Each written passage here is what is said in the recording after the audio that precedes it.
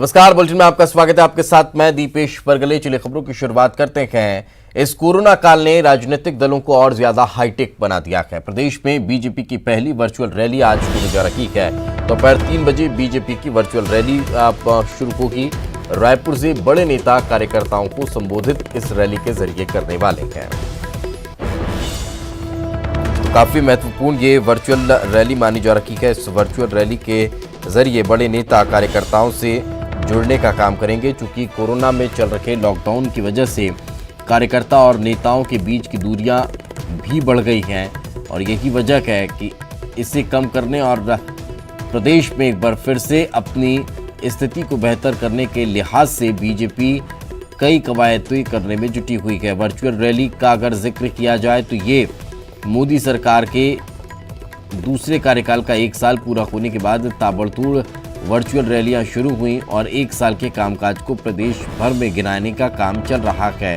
तो इस virtual rally में इन बातों पर भी फोकस रहने वाला है।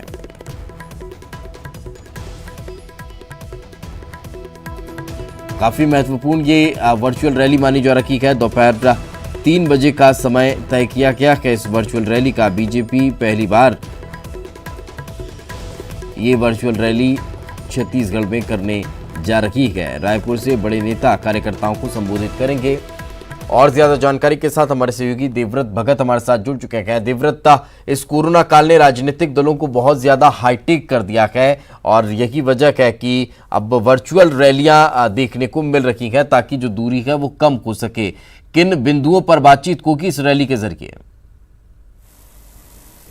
जी बिल्कुल, जिस तरह से ये देखा जा रहा है कि कोरोना काल चल रहा है और इस संक्रमण काल में काफ़ी चीज़ें बदली हैं, इंसान की ज़िंदगी बदली है और यही चीज़ें कोरोना ने पॉलिटिकल पार्टीज़ में भी बदलाव देखने को मिल रहा है। क्योंकि जो रैलियां हैं अब वो वर्चुअल तरीके से होने जा रही है और बीजेपी जो है इस पर 14 से 22 जून तक के रैली करने जाएगी और प्रदेश के सभी जगहों पर ये रैलियाँ होंगी और राजनांदगांव से इसकी शुरुआत जो है ये होने वाली है।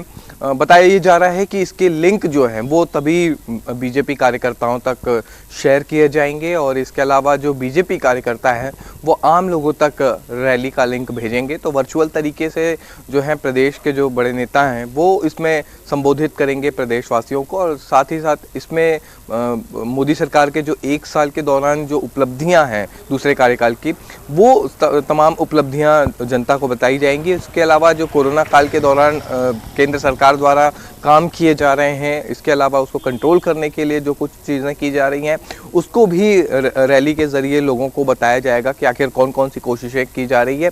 साथ ही साथ ये भी यहाँ से दिशा निर्देश मिले हैं कि सभी कार्यकर्ताओं को पहले ही उनका लिंक शेयर कर दिया जाए ताकि जो वर्चुअल रैली अगर होती है तो उस दौरान ज़्यादा से ज़्यादा इसमें कार्यकर्ता और आम लोग जुड़ सकें। तो रैलियों का स्वरूप यहाँ पर बदला है और तमाम बड़े नेता यहाँ पर शामिल होंगे। तकरीबन 14 से 22 जून तक ये रैलियाँ होंगी और सीधे तौर पे इसकी मॉनिटरिंग जो है वो राष्ट्रीय नेतृत्व करेगा और बड़े जो राष्ट्रीय नेता हैं उनके मार्गदर्शन में ये पूरी वर्चुअल रैलियाँ होंगी। जी बिल्कुल, चलिए बहुत बहुत शुक्रिया इस तमाम जानकारी के लिए। तो वर्चुअल रैली अब देखने को मिलने वाली है और इसके जरिए कार्यकर्ताओं को साथ देने का प्रयास किया जा रहा है। प्रदेश में अब मास्क न पहनने पर 100 रुपये जुर्माना देना होगा। सीएम भूपेश बघेल की अध्यक्षता में रायपुर में हुई बैठक में यह फैसला लिया गया। मंत्रियों और उच्च अधिकारियों की मौजूदगी में ये बैठक हुई। स्कूलों और कॉलेजों में जुलाई से एडमिशन की प्रक्रिया शुरू करने का फैसला लिया गया है। केंद्र सरकार की एडवाइजरी के अनुसार अगस्त से क्लासेस शुरू करने पर भी विचार किया जाएगा। प्रदेश में फिलहाल सभा और समारोह का आयोजन पर रोक जारी रहेगी। 20 अगस्त को प्रदेश के 19 लाख किसानों को न्याय योजना की दूसरी किश्त दी जाएगी। तो आपको बता दें कि अब मास्क की अनिवार्यता पर और ज्यादा जोर दिया जा रहा है और यही वजह है कि 100 रुपये के जुर्माने का फैसला लिया गया। इसके अतिरिक्त स्कूल और कॉलेज में जुलाई से एडमिशन की प्रक्रिया शुरू करने का फैसला भी किया गया है। केंद्र सरकार की एडवाइजरी के अनुसार अगस्त से क्लासेस शुरू करने पर विचार किया जाएगा। माननीय मुख्यमंत्री जी श्री भूपेश बघेल जी की अध्यक्षता में मंत्रिमंडल की बैठक हुई। सर्वप्रथम कोरोना की वर्तमान परिस्थिति के बारे में समीक्षा किया गया पूरे प्रदेश में जिस तरीके से लगभग 3 लाख से अधिक प्रवासी मजदूरों का आगमन हो चुका है और संक्रमण को रोक पाने में प्रदेश के अधिकारी, कर्मचारी और फील्ड के जितने स्टाफ हैं उनकी मेहनत से अभी भी हम लोग छत्तीसगढ़ में सफल हो पाए हैं। उसके बावजूद भी इस बात की समीक्षा किया गया कि कितने क्वारंटाइन सेंटर में अभी लोग हैं, अभी भी जो मजदूर आएंगे उनके लिए किस तरीके से आइसोलेशन और क्वारंटाइन की व्यवस्था की जा सकेगी, लॉकडाउन की और क्या स्थिति होगी। निर्णय ये लिया गया है कि जिस तरीके से अभी वर्तमान में परिस्थिति है रोक पाने में, इसमें अगर हम लोग सफल हैं तो इसी परिस्थिति को आगे कंटिन्यू किया जाएगा। केवल जो परिवहन वगैरह जितना अभी बंद है उसी तरीके से रहेगा, किंतु स्कूल कॉलेजों में हम लोगों ने पहली तैयारी की थी कि जुलाई माह से हम लोग स्कूल कॉलेज प्रारंभ करेंगे, लेकिन अभी परिस्थितियों को देखते हुए केंद्र सरकार की एडवाइजरी आ गई है, हम स्कूल कॉलेज प्रारंभ नहीं करेंगे, क्लासेस नहीं लगेगी, लेकिन स्कूल कॉलेजों को अब अनुमति दी जाएगी कि जुलाई माह से अपना एडमिशन और अन्य प्रक्रिया प्रारंभ कर ले। दूसरा, थोड़ी सी वर्तमान परिस्थिति में जिस तरीके से रेवेन्यू का कलेक्शन होता है, आर्थिक गतिविधियों के बारे में भी समीक्षा किया गया। केंद्र सरकार से हमारा लगभग 1400 करोड़ रुपया पिछले साल का आना बकाया है और इस साल का भी जो टैक्स का हर माह केंद्र सरकार से कटौती करके हम लोगों को मिलता है वो राशि भी नहीं आ पा रही है, तो उसकी पूरी समीक्षा की गई और जो केंद्र से देय राशि है उसके बारे में अनुरोध करने का हम लोगों ने निर्णय लिया है।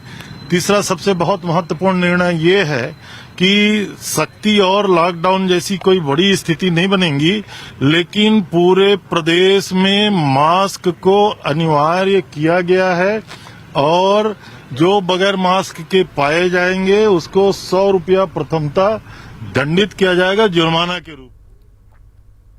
प्रदेश में कोरोना का कहर लगातार जारी है। प्रदेश में कोरोना के मरीजों की संख्या 1445 पहुंच चुकी है। इनमें से 895 एक्टिव मामले हैं।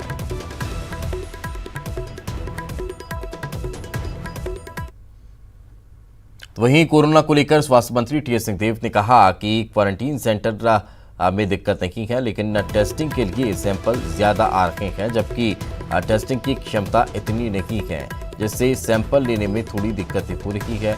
टेस्टिंग की फैसिलिटी बढ़ाने के लिए लैब तैयार किए जा रहे हैं, जो महीने के आखिरी तक तैयार हो जाएंगे। 4 से 5 लाख लोगों के आने का है, जिसमें करीब कल तक की रिपोर्ट जो मेरे पास आई थी उसमें 3,80,000 लोग आ चुके थे और करीब 2.5 लाख से ज्यादा लोग वापस घरों में जा चुके हैं। कहीं कहीं ये बात इतने बड़ी व्यवस्था में होती है कि चूक हो गई। ऐसा नहीं है कि चूक नहीं हो सकता कि 100% सब ठीक चले, और समझने में और करने में कर्मचारियों में अगर वो चूक होती है तो उस कारण से कभी कभी ये स्थिति बनती है कि 14 दिन क्वारंटीन में रहने के बाद जो 10 दिन का होम क्वारंटीन है, तो रिपोर्ट के लिए सैंपल गया है कुछ लोगों का, लेकिन इसके पहले की सैंपल आए 14 दिन पूरे हो गए तो लोग भी उतावले रहते हैं और कहीं ना कहीं कर्मचारियों के माध्यम से ये गलती हुई हो, ऐसा हो सकता है। मेरी भी जानकारी में 2-4 जगह ये बात आई।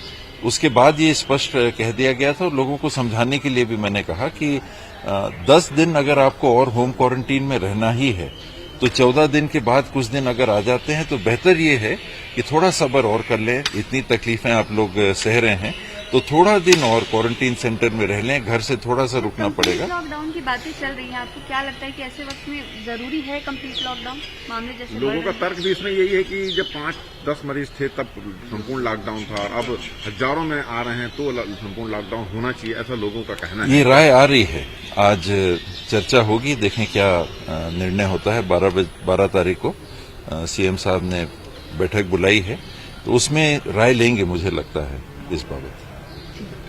बारिश वाला ले लिए क्या? बारिश के मौसम में बीमारियां ज्यादा बढ़ेगी। अरे वो नहीं बारिश हो गया उसे। राजनांदगांव के पेंट्री क्वारंटीन सेंटर में एक प्रवासी मजदूर की चप्पल और थप्पड़ से पिटाई का वीडियो सामने आ रहा है। एक स्वास्थ्य कर्मचारी ने प्रवासी मजदूर की ये करते हुए पिटाई कर रहा है कि 1.5 घंटे कहाँ गया था और शराब खरीद कर कहाँ से आया है। पिटाई करने वाले स्वास्थ्य कर्मचारी का नाम कौशल शर्मा बताया जा रहा है। इस पूरे मामले में सीएमएचओ ने शोकाज नोटिस जारी कर आरोपी अधिकारी को क्वारंटीन सेंटर से हटा दिया है। वो एक्चुअली इसकी घटना ये है, मैं जांच करवाया, मैं शोकाज नोटिस भी जारी किया और वहाँ से उसको हटा भी दिया मैं उस ड्यूटी से। घटना ये है कि वो जो व्यक्ति जिसको मारते हुए दिखाया गया है वो बीच में एम्बुलेंस जब सिट कर रहे थे, गाड़ी रुकी तो उतर के वो चला गया बाजार कहीं। लौट के 1.5 घंटे तक गाड़ी बैठे रहे, लोग ढूंढते रहे, नहीं मिला। जब फिर पैदल क्वारंटाइन सेंटर पहुंचा तो दारू पी के आया था और साथ में दारू। बिलासपुर के एक क्वारंटीन सेंटर में बड़ी लापरवाही देखने को मिली है, जहां पर क्वारंटीन रख रखे लोगों के परिजन बिना रोक टोक के यहां पहुंच रखे हैं और इन लोगों से मुलाकात कर रहे हैं। मामला मस्तूरी थाना क्षेत्र के रसदा गांव का है, जहां पर प्राथमिक शाला में बने क्वारंटीन सेंटर में ग्रामीण अपने परिजनों से मिलने पहुंच रहे हैं, जिन्हें कोरोना के लिए यहां कोई जवाबदार अधिकारी या कर्मचारी मौजूद नहीं है, जिसकी वजह से संक्रमण का खतरा बना हुआ है। कवर्धा में राहत शिविर से 8 मजदूरों ने भागने की कोशिश की। मामला पिपरिया थाना इलाके के मंथानी राहत शिविर का बताया जा रहा है। यहां पर बाहर से आए मजदूरों को 14 दिन के लिए क्वारंटीन किया गया है। मजदूर कोरोना की जांच रिपोर्ट आने में देरी से परेशान होकर भाग निकले। बताया जा रहा है कि कई मजदूर यहां 20-25 दिन से रुके हुए हैं। पुलिस ने सभी मजदूरों को पकड़ लिया है। दुर्ग के खनोदा गांव में कोरोना पॉजिटिव मरीज मिला है। एम्स से फरार हो गया था। कोरोना मरीज पहले एम्स से भागकर अपने गांव पहुंचा और फिर मोटरसाइकिल लेकर भाग निकला। बताया जा रहा है कि खनोदा के कंटेनमेंट जोन में सुरक्षाकर्मी नहीं थे, जिसका फायदा उठाकर शख्स भाग निकला। पुलिस मरीज की तलाश कर रही है। पुलिस के अनुसार युवक का कोरोना टेस्ट नेगेटिव आया था। आई थी कि एम्स से एक व्यक्ति जो है वो पहले पॉजिटिव जो आया था वो हनोदा ग्राम में दिख रहा है। इस मामले में पूरी तरीके से तहकीकात की गई और मेडिकल टीम से भी संपर्क किया गया, तो इसमें ये जानकारी सामने आई है कि तथाकथित जो युवक था उसका जो कोविड-19 का टेस्ट था वो 2 बार नेगेटिव आ चुका था, उसको दूसरे वार्ड में शिफ्ट किया गया था। बाकी की जो जानकारी है कि वो युवक कहाँ आया था, क्यों आया। कवर्धा में 200 बेड का कोविड केयर सेंटर बनकर तैयार हो चुका है। सुरक्षा के लिहाज से यहां 36 CCTV कैमरे लगाए गए हैं। 34 कमरों में 200 बेड का इंतजाम किया गया है। यहां पर बिना लक्षण वाले कोरोना मरीजों को आइसोलेशन में रखा जाएगा। कलेक्टर ने कोविड सेंटर का निरीक्षण कर तैयारियों का जायजा भी लिया है। बेसिक रूप से राज्य शासन के निर्देश पर हम लोगों ने महाराजपुर में जो कन्नड़ छात्रावास परिसर है उसको आइसोलेशन सेंटर के रूप में डेवलप करना है। वो हमारा काम कंप्लीट हो गया है। अब राज्य सरकार राज्य शासन जिस दिन भी हमें बोलेगी वहाँ पे पेशेंट रख के ट्रीटमेंट चालू करना है, तो हमारी व्यवस्था पूरी तैयार, हमारी वो जो तैयारी है वो पूरी। खबर सूरजपुर से, जहां पर आज दुकानें बंद रखने वाली हैं। शनिवार दुकानें बंद रहेगी। श्रम विभाग ने आदेश जारी किया है।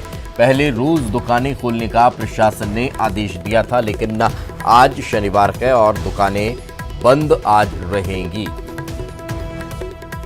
अंदर अपनी रिपोर्ट सौंपेगी।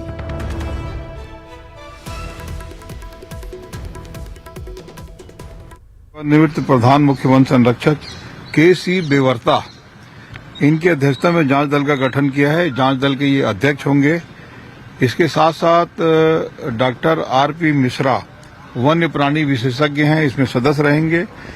डॉक्टर राकेश वर्मा, डॉक्टर देवा देवांगन, ये दोनों वरिष्ठ पशु चिकित्सक हैं। डॉक्टर राकेश वर्मा पशु चिकित्सक हैं और डॉक्टर देवांगन जो है वरिष्ठ अधिवक्ता हैं, ये भी सदस्य रहेंगे।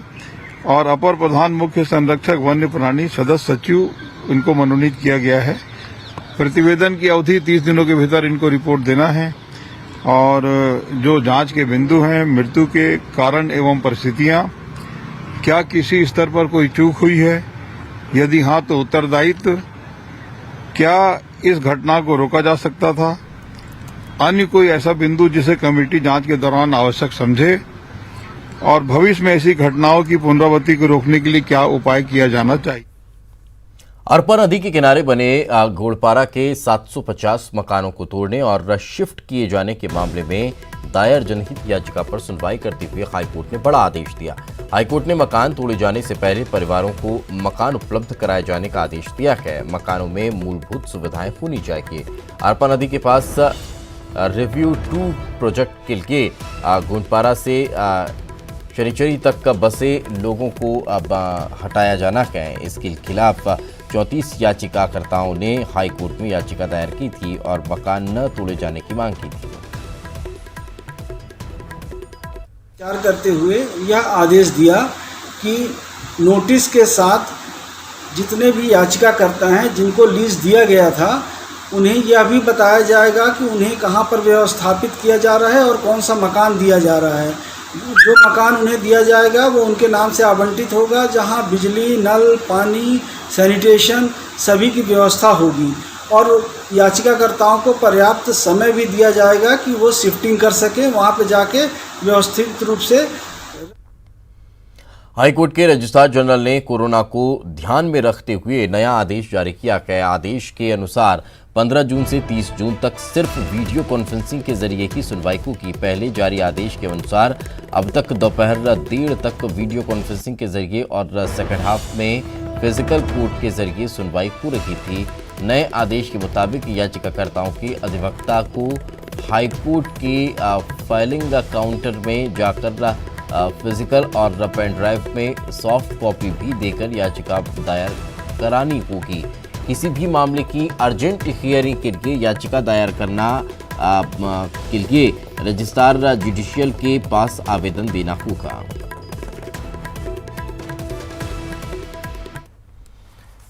खबर जांजगीर चांपा से पूर्व सरपंच की हत्या। चुनावी रंजिश में लक्ष्मणपुर गांव के पूर्व सरपंच पर जानलेवा हमला हुआ। गंभीर हमले में उन्हें अस्पताल लाया गया। जिला अस्पताल के डॉक्टरों ने उन्हें मृत घोषित कर दिया। कोतवाली पुलिस जांच में जुटी हुई है। पूर्व सरपंच का नाम तीरस राम यादव बताया जा रहा है। तीरस राम यादव की पत्नी ज्योति यादव जनपद सदस्य भी है।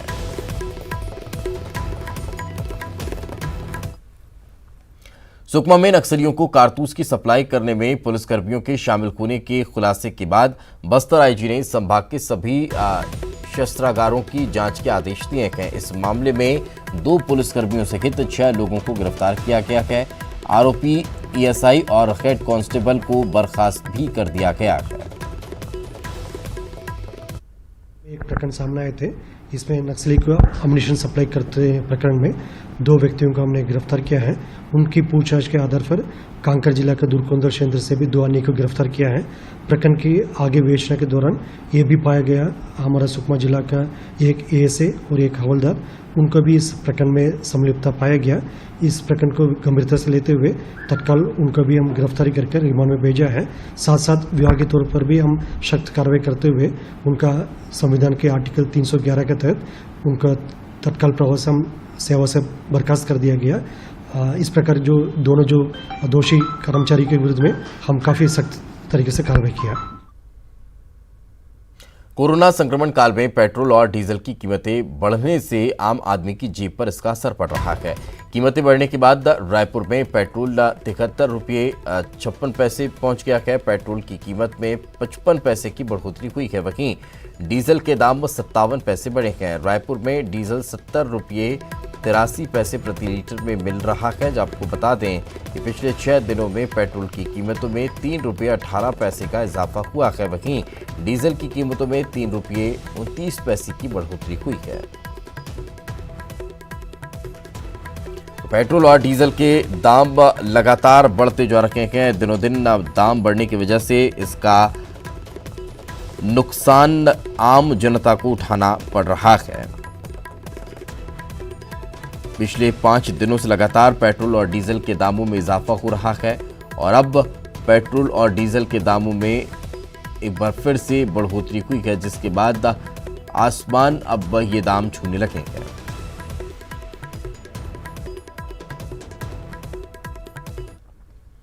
वर्धा में तेज हवाओं के साथ झमाझम बारिश हुई है। बारिश ने लोगों को गर्मी से राहत दी है। किसान अब खेती की तैयारी में जुट गए हैं। अच्छी बारिश के बाद किसान धान, सोयाबीन, अरहर की बुआई शुरू करेंगे। खबर रायपुर से। इस समय से 3 दिन पहले ही मानसून रायपुर पहुंच चुका है। मौसम विभाग ने रायपुर में आने की पुष्टि की है। कई सालों के बाद समय से पहले मानसून आया है। बारिश को लेकर जारी येलो अलर्ट किया गया है। आने वाले 36 से 48 घंटे कई जगहों पर भारी बारिश की संभावना है।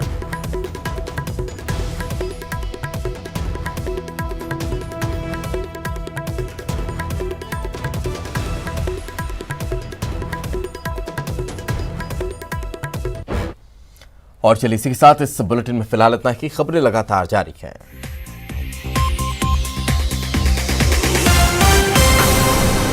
इस न्यूज हेडलाइंस के